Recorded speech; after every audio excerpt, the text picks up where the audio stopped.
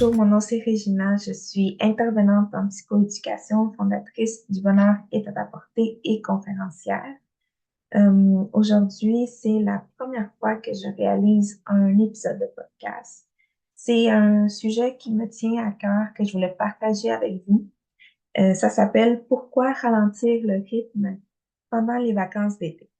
Alors, j'ai sorti pour vous quatre raisons, en fait, que je trouvais importantes de vous partager concernant ce sujet.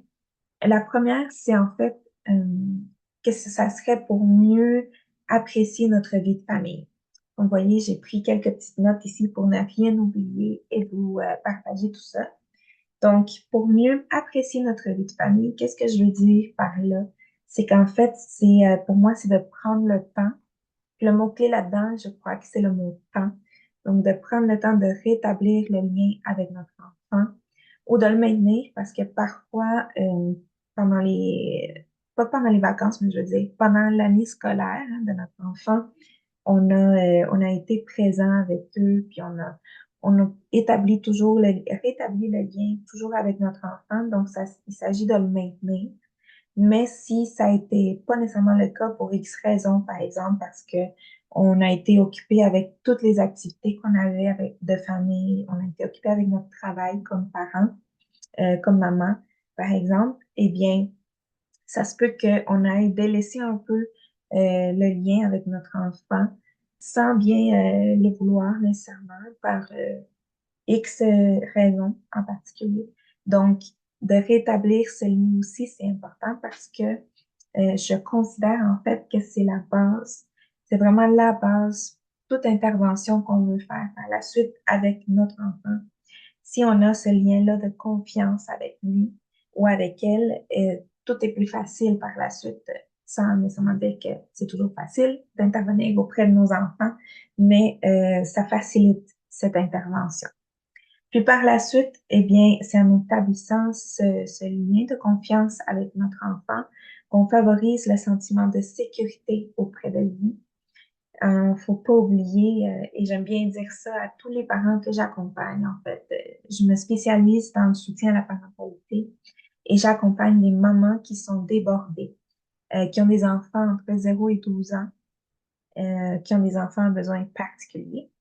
Donc, ce que je leur dis, en fait, c'est que l'être humain, en fait, vous venez par le dire, hein, l'être humain cherche à être, dans le fond, sécurisé, donc recherche la sécurité et recherche aussi de faire du sens avec ce qui nous arrive. Donc, c'est deux choses qu'on ne doit jamais oublier, que l'être humain recherche à la base. Donc, le sentiment de sécurité, hein, on se rappelle, je ne sais pas si vous connaissez, peut-être oui, certains parents connaissent, peut-être non, mais dans la pyramide des besoins de Maslow, c'est la base en fait. C'est pas nécessairement la base, mais il y a les besoins physiologiques hein, au départ. Donc, est-ce que j'ai bien mangé? Est-ce que j'ai bien dormi? Est-ce que je suis euh, j'ai bien bu, par exemple, c'est le besoin de sécurité, et bien après les besoins physiologiques. Donc, la base étant les besoins physiologiques après les besoins de sécurité.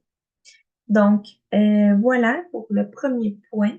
Le deuxième était que je trouve que c'est important de continuer à s'émerveiller. Donc, nous émerveiller comme nos enfants.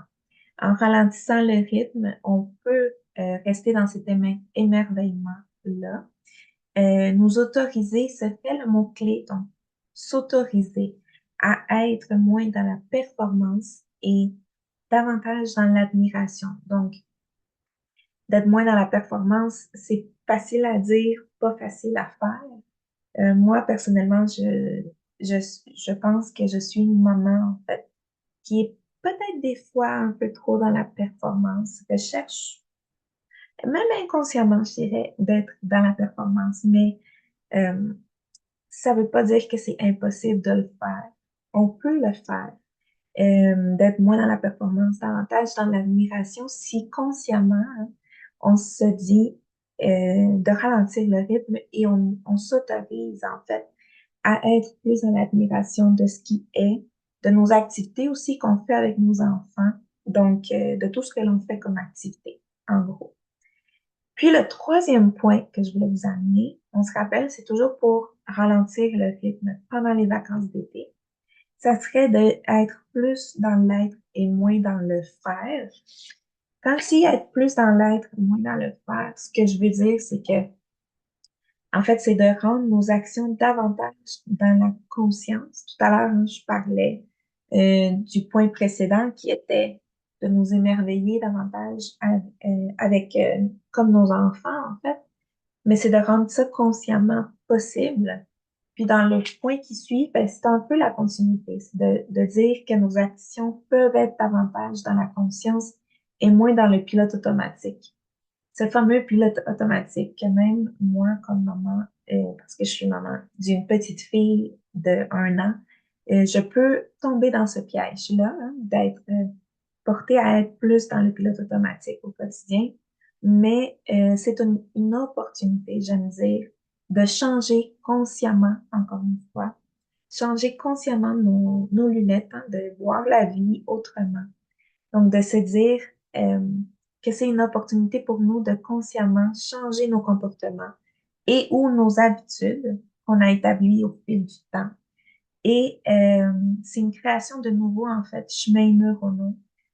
Par là, ce que je veux dire, c'est que l'être humain peut évoluer. J'ai la conviction, en fait, que l'être humain peut évoluer et peut changer, réaliser des changements lorsqu'il est dans cet espace-là de la conscience. Donc, c'est important de se rappeler, hein, que le mot-clé ici, c'est la conscience que l'on peut porter en lien avec nos changements et l'évolution que l'on peut vivre.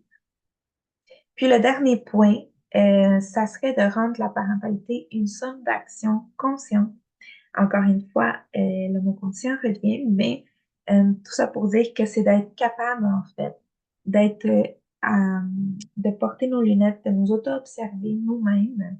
Donc, de se dire comment j'agis en ce moment, qu'est-ce que je suis en train de faire comme comportement, puis de ajuster mes actions. Donc, d'être capable d'aller selon nos besoins. Parce que parfois, lorsque l'on est justement dans le pilote automatique, on ne s'arrête pas nécessairement pour se demander de quoi ai-je besoin. Ça se peut que pendant l'été, pendant les vacances, on ait besoin de repos. Mais ça va être important, par exemple, d'être à l'écoute des signaux de notre corps, de qu'est-ce que nous ressentons pour être capable, en fait, de dire, OK, en ce moment, je sens que je suis fatiguée, par exemple.